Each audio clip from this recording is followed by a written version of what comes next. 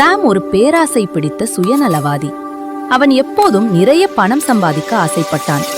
பணம் சம்பாதிப்பதற்காக மற்றவர்களை ஏமாற்ற ஒருபோதும் தயங்கியதில் அவன் தன் வேலைக்காரர்களுக்கு மிக குறைந்த கூலியையே கொடுத்தான். ஒரு நாள் சாமுக்கு சொந்தமான ஒரு சிறிய பை காணாமல் போனது. அந்த பையில் 50 தங்க நாணயங்கள் இருந்தன.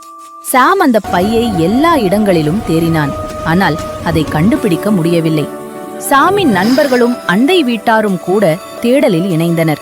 ஆனால் அவர்களின் எல்லா முயற்சிகளும் வீணாயின. சில நாட்களுக்குப் பிறகு சாமிடம் வேலை செய்யும் ஒருவரின் 10 வயது மகள் அந்த பையை கண்டுபிடித்தாள். அவள் தன் தந்தையிடம் அதை பற்றி கூறினாள். அவளுடைய தந்தை அது காணாமல் போன பை என்பதை அடையாளம் கண்டு உடனடியாக அதை தன் எஜமானரிடம் கொண்டு செல்ல முடிவு செய்தார். அவர் அந்த பையை தன் எஜமானன் சாமியிடம் திருப்பிக் கொடுத்து, பையில் 50 தங்க நாணயங்கள் இருக்கின்றனவா என்று சரிபார்க்க சொன்னார். நாணயங்கள் திரும்ப கிடைத்ததில் சாம் மிகுந்த மகிழ்ச்சி அடைந்தான். ஆனால் அவன் ஒரு தந்திரம் செய்ய முடிவு செய்தான். அவன் தன் வேலைக்காரனை பார்த்து, இந்த பையில் 75 தங்க நாணயங்கள் இருந்தன. ஆனால் நீ எனக்கு 50 மட்டும்தான் கொடுத்திருக்கிறாய். மற்ற நாணயங்கள் எங்கே? நீ அவற்றை திருடிவிட்டாய் என்று கத்தினான். இதை கேட்ட வேலைக்காரன் அதிர்ச்சி அடைந்து தான் நிரபராதி என்று கெஞ்சினான். சுயநலமும் பேராசையும் கொண்ட சாம் வேலைக்காரனின் கதையை ஏற்கவில்லை. இந்த விஷயத்தை நீதிமன்றத்திற்கு கொண்டு செல்ல முடிவு செய்தான்.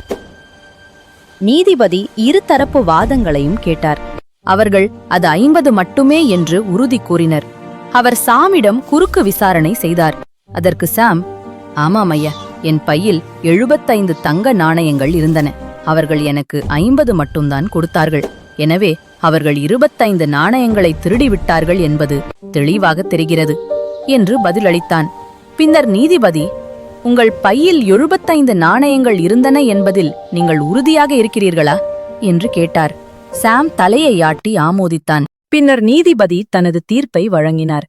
சாம் 75 தங்க நாணயங்கள் கொண்ட ஒரு பையை தொலைத்ததாலும் அந்த பெண்ணால் கண்டுபிடிக்கப்பட்ட பையில் 50 நாணயங்கள் மட்டுமே இருந்ததாலும் கண்டுபிடிக்கப்பட்ட பை சாமிற்கு உரியது அல்ல என்பது தெளிவாகிறது.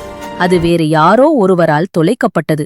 75 தங்க நாணயங்கள் கொண்ட பையை யாராவது கண்டுபிடித்தால் அது சாமிற்கு உரியது என்று நான் அறிவிப்பேன்.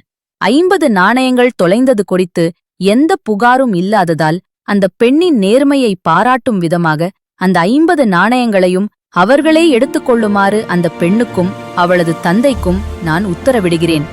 நேர்மைக்கு எப்போதும் வெகுமதி கிடைக்கும், பேராசைக்கு தண்டனை கிடைக்கும்.